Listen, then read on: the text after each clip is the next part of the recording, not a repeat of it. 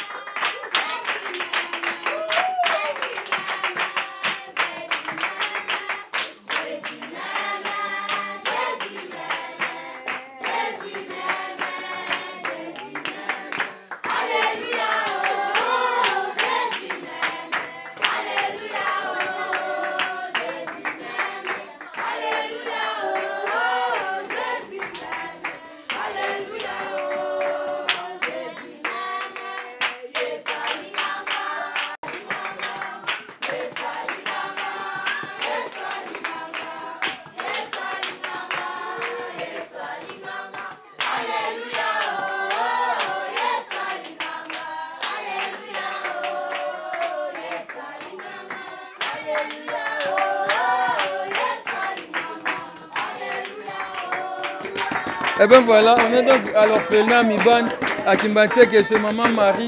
On est venu visiter nos amis orphelins. Merci beaucoup. Amen. Hein?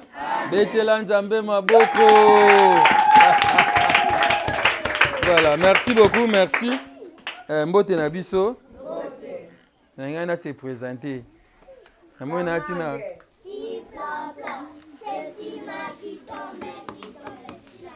Ah, Kitoko. Léo, moi, je suis un na se présenté, tu as présenté la bataille na ba. Ngai papa Rabi. Aussi c'est là nga papa Rabi. Mavinga. Fondation Rabi. Mavinga. Neto yebo, est-ce que ça m'a bé? Té. Ça m'a la mouté. To yebe na bandeko. Boyebi ka batunyo soati. Bana papa nani?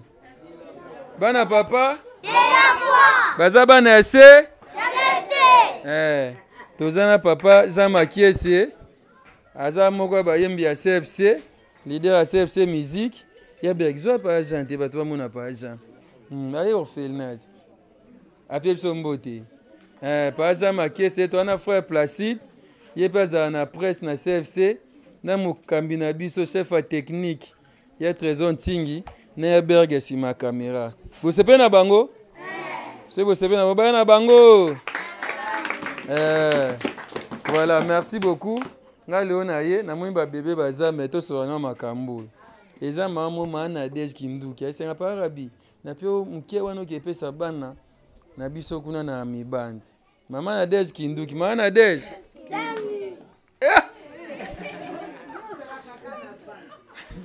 Mama Nadege Kinduki, ye azala mkili ya poto, abaki asa geste moya okanisa, asali oye moti. Na bana ye. Ya Salome na ya Yael. Babite mama omema pe bande na biso kuna na mibandi quelque chose. Leka boya berg. Atinde pe na mbongo moko awa. Abisomba biloko ya bomwe to sombi biloko. Atindi pe mbongo moko. Na pesa pa nani?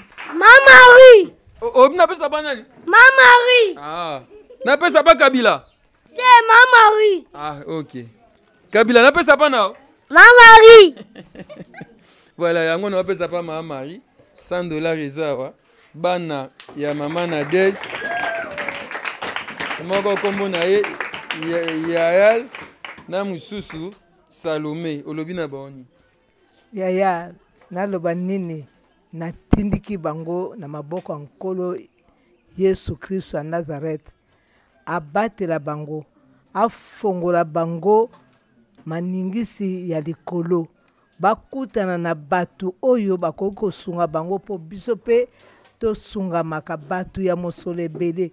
Nzambe akosaka te. Ya lobaka ete opesi orphelin odefisi ye Nzambe. Nzoka Nzambe badefisaka ye eloko te. Po wolo palata ezali ya ye. Tikete bakutana na loboko ya nkolo. Akombo ya Jésus-Christ de Nazareth, Nzambe asolo pe abomoy. Oto ndimela, Nzambe Jean-Paul Mayata, amen. Betela Nzambe maboko. Kabona laksa. Zane sabne so na nini? Oh nini? Masangu. Ah? Masangu. Fufu. Babenga ka nini? Masangu. Na ukate nini? Masangu. Ah? Masangu. Nini? Masangu. Masangu.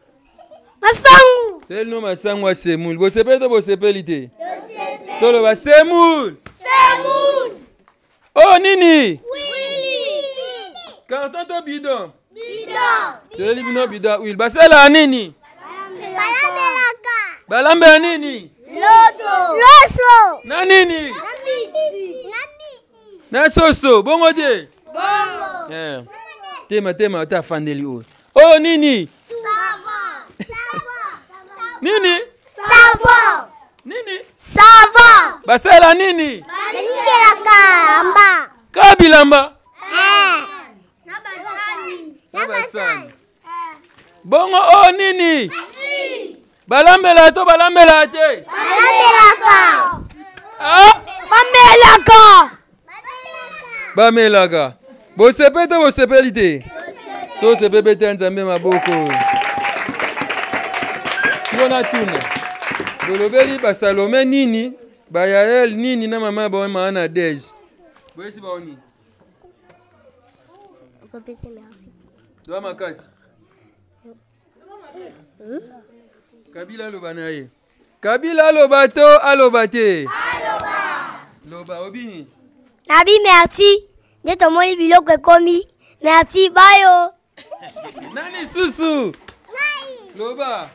Merci biloko bayo. Nani susu? Yoko moyo nai. Berni. Ya lobini nde ba Salome batine mno blo. Bapambola abatilo ezangi. Betele maboko. Voilà, merci beaucoup.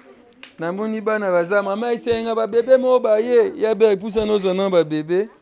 Ba bébé mo baye awa. Jumelle.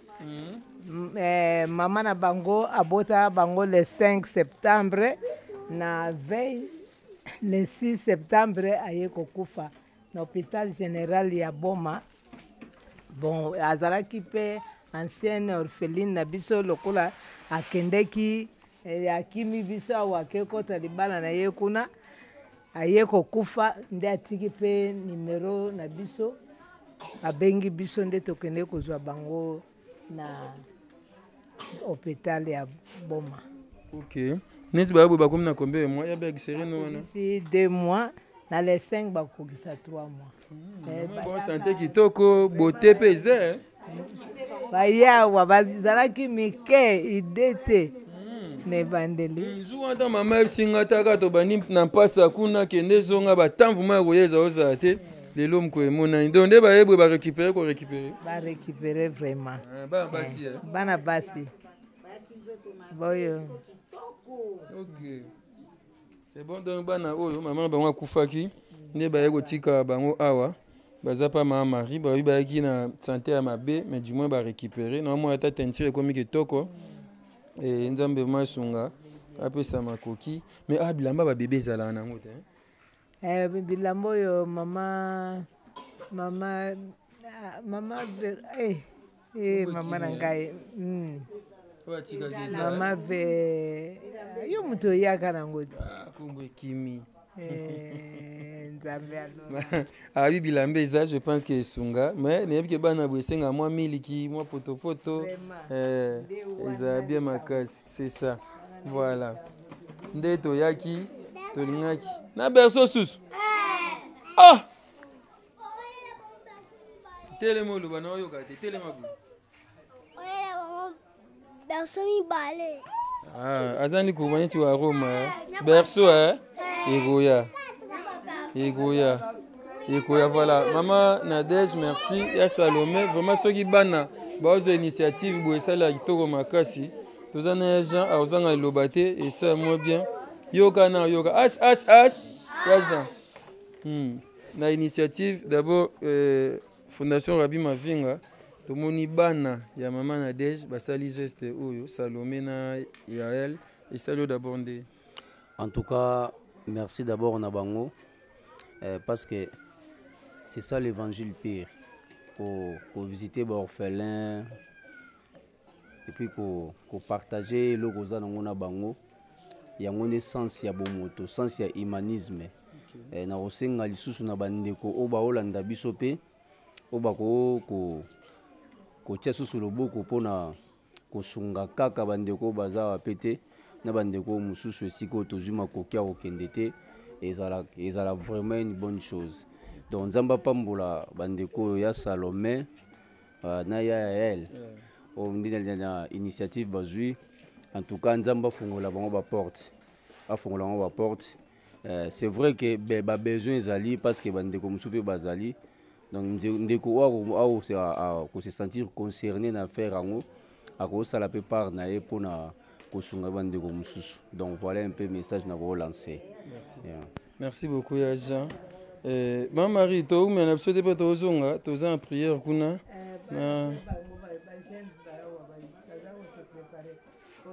baza kuna ya sa prière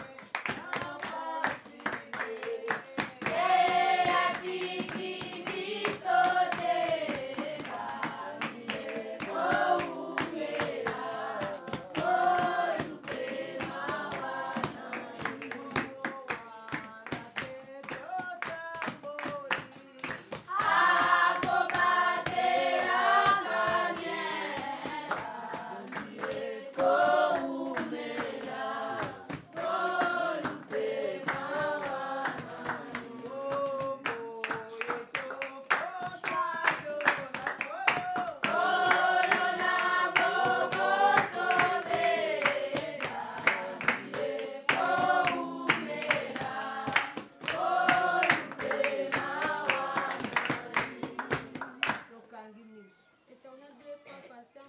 Nzamba solo pe abomo itopé so merci. Bamba te oza maître ya temps pe ya circonstance.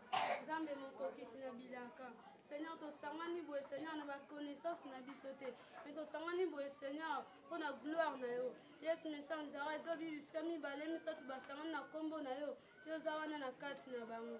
Nzamba lola merci pour na visite à bandeko o ba ekotala biso. Seigneur, to pamboli Seigneur bandeko ba komisi makonda bango na kati esika o. Pe to pamboli Seigneur bandeko o ba tindeli biso mbongo Seigneur. Ya Salomon na ya Yael.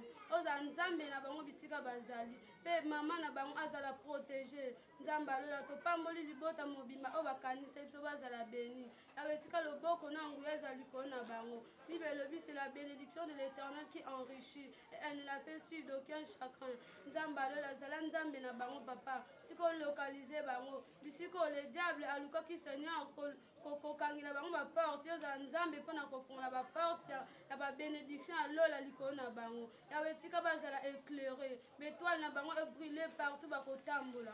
Nzamba lola bakende liboso bazonga simate. Art au Seigneur ba pousser liboso na à chaque fois ba kozanga Seigneur. Art au ganga na misu na yo Yesu Mesa Nazareth.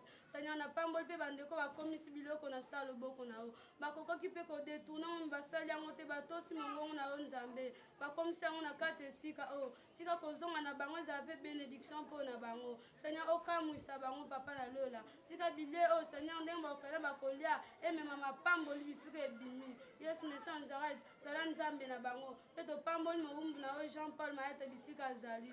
Seigneur azala béni, azala protégé. Mosala na ekende liboso ezonga simate. Le diable azala mosika ya foyer na ye. Yawe zala Nzambe na ye. Papa kozonga bandeko bazonga na yo. Nzambe oyaki na bango Yesu Mesa Nazareth. Sepela pe kozonga na bango. Yesu Mesa Nazareth so bombi biso isu lobi tokutani. Tozanga te kokumisa kombo na yo. Tika retour na bango ezala kimia. Biso pe tokotika la toza na sama kila na yo. Loboko na nguye tambwisa bango. Ekomisa bango vers bisiko ba utaki. Bandeko pe bazana mboka bapaya o batkanise libiso yawe. Zala Nzambe na bango kanise la bango. Na kombo na Yesu Mesa Nazareth ne to bombi to bi amen. Amen. Merci beaucoup. Je pense que même Colossiens d'ailleurs on a bleu on est bélité. Sur le bleu on est bélité. Ah, ça la poisson siko. Na c'est la tona qui est nanga. C'est là. Mais kuna mosa Nzambe c'est la biso. Bona oliam comme susu dans le cas jusqu'au ngamo on est bleu nanga na lambi awa. Après to dameka.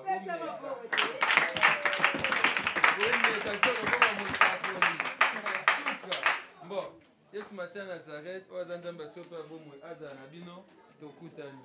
Merci beaucoup.